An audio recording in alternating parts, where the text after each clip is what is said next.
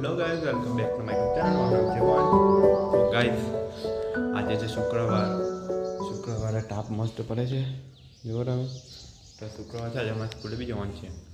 Practice paper ચાલે છે એટલે 3 વાગે આવી જવાનું છે. એટલે તમને વ્લોગ બતાવ્યું કે આજે 2 દિવસ પછી વ્લોગ ચાલુ કર્યો મેં. તે બિઝી હતો એટલે 2 દિવસ પછી વ્લોગ ચાલુ કર્યો. તો અમે તમને ધાબા પર બતાવી જો કેવું છે તે વાતાવરણ. કારણ કે હવાનું એકદમ મસ્ત હતી. મેં અહીંયા પતંગ મૂકવા આવેલો હતો. અત્યારે પતંગ પેક કરીને મૂકેલું નહીં હતું, ત્યારે નાખી ગઈ તો અત્યારે મૂકવા આવો હતો.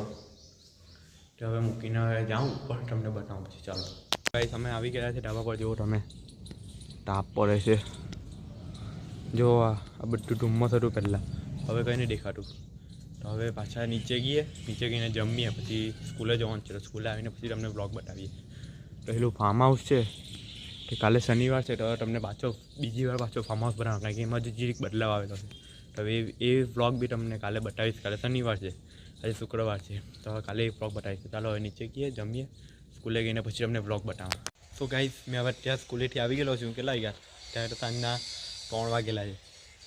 3, 3:30, 4 વાગી ગયેલા છે. તો જો તો વાદળ કેટલું છે. મેં સ્કૂલેથી આવ્યો ને તે જોયું, તે વરસાદ પડવાનો ને તે એવું થઈ ગયેલું છે વાતાવરણ.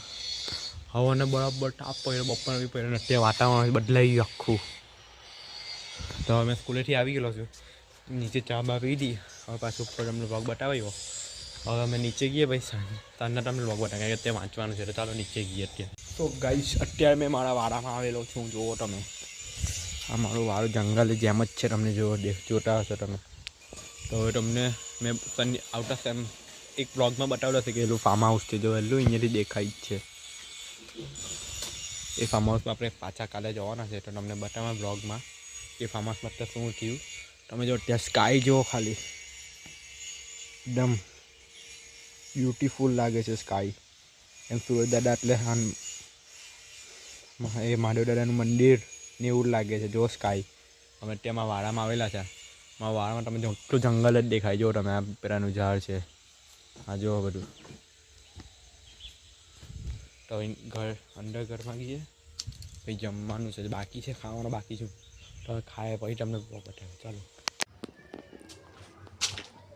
લાકડી એમ જ છે.